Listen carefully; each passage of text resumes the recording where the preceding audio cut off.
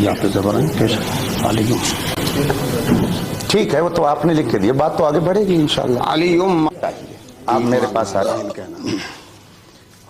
मेरी तहरीर को या मेरी दी हुई किताब को मत माने, लेकिन जो आपने लिख के दिया है उसे तो मानेंगे। उनसे कहिए कि जरा ये इबारत क्या है जो आपने लिख के भेजी है, जरा इसको पढ़ करके सुना दे और इसका मतलब बता दे। ये नीचे वाली इबारत मैं इस पे निशान लगा दे रहा हूं।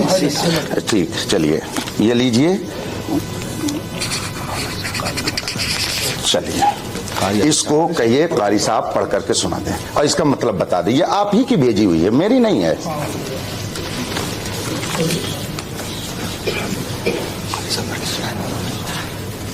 कारी साहब पढ़ करके उसे सुनाएं।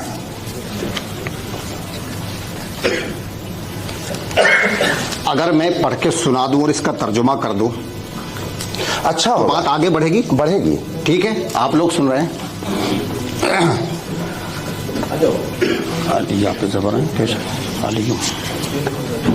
ठीक है, वो तो आपने लिख के दिया, बात तो आगे बढ़ेगी इंशाल्लाह। अलीयुम माल कुरान वल कुरानो माल अली लम यफ्तरिका हत्ता यरिदा अलैयल हौज हाज़ा हदीसुन सहीहुल असनाद।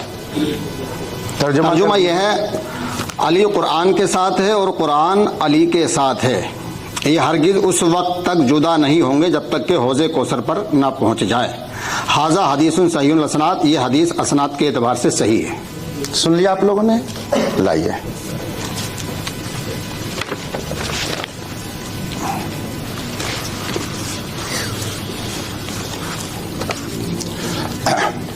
बिस्मिल्लाहिर्रहमानिर्रहीम। ये तहरीर खुद उन्होंने भेजी है और उन्होंने भी पढ़ करके सुनाई है।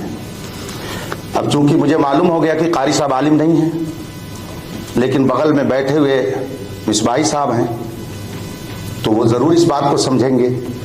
क्या वो इस बात की तायीद करेंगे कि ये सहीहुल असनाद लफ्ज है या सहीहुल इसनाद? जी।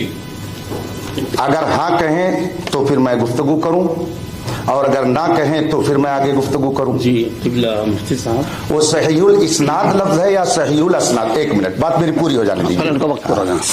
असनाद की बात कर रहे हैं। सहीहुल असनाद बाकायदा रिकॉर्ड है, आपने खुद हमारे पास लिख करके भेजा है कि जो हदीस मोतबर होगी वो सनद वाली होगी। तो आपने खुद ही लिख करके भेजा है कि सनद जरूरी है हदीस को मानने के लिए।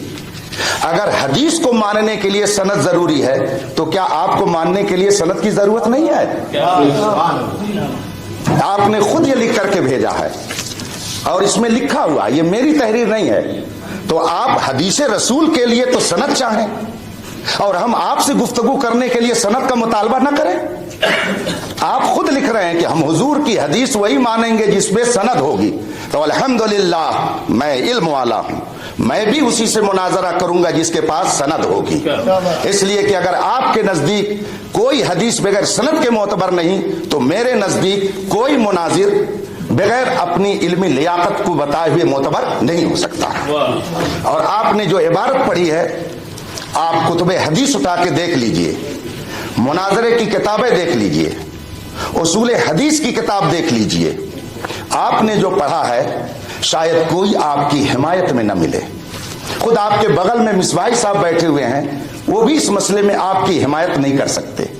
इसीलिए मैंने कहा कि मुनाजरा करने के लिए आलिम होना चाहिए।